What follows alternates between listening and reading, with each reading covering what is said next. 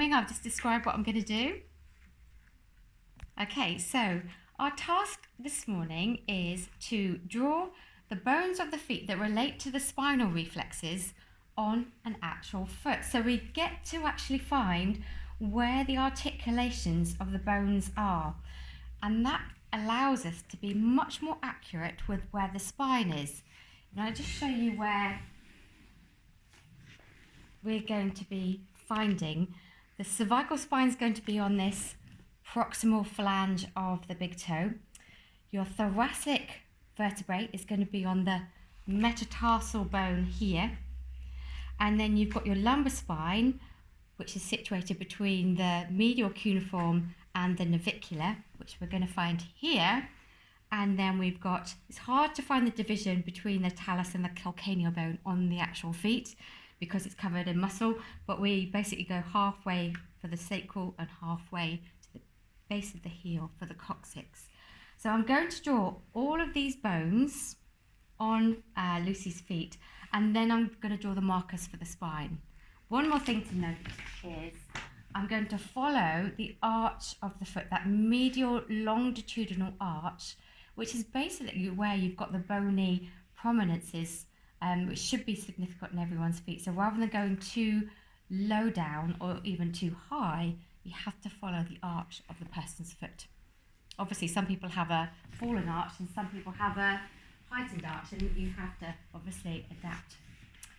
So let's draw the phalange bones, and I kind of want to draw them so it's sort of like on the side of the foot so I can be accurate with the spinal reflexes. So one thing you've got to know is the actual cervical spine and that proximal flange goes all the way down to there.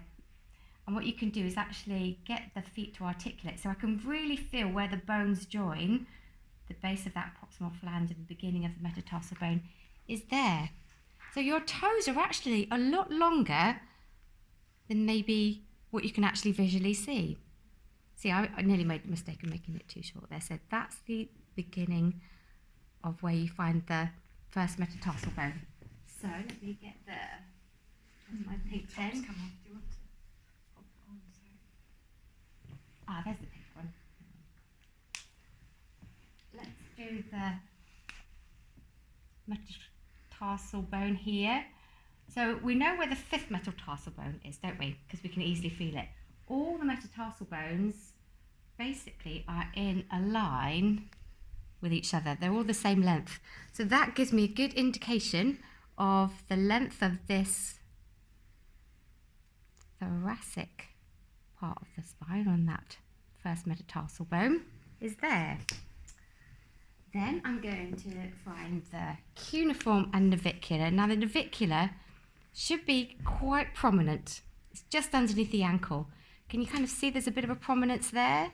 So I can find the navicular, and you can see where the cuneiform is. In fact, actually, Lucy's feet, you've got a really pronounced cuneiform bone. So between here and here, you have got where all the lumbar vertebrae are.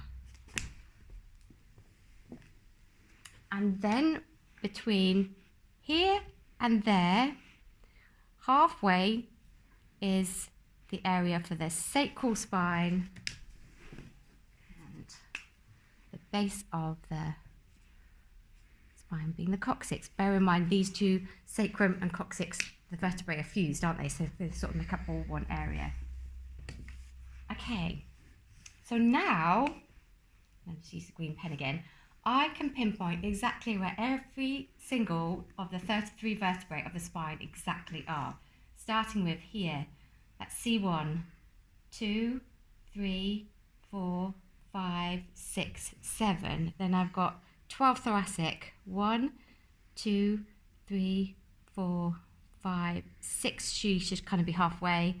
7, 8, 9, 10, 11, 12. Lumbar spine are going to be slightly more gapped apart, aren't they? 1, 2, 3, 4, 5. Coccyx, sorry, sacral, 1, 2, 3, 4, 5, and then 1, 2, 3, 4 for your coccyx. Okay, pause.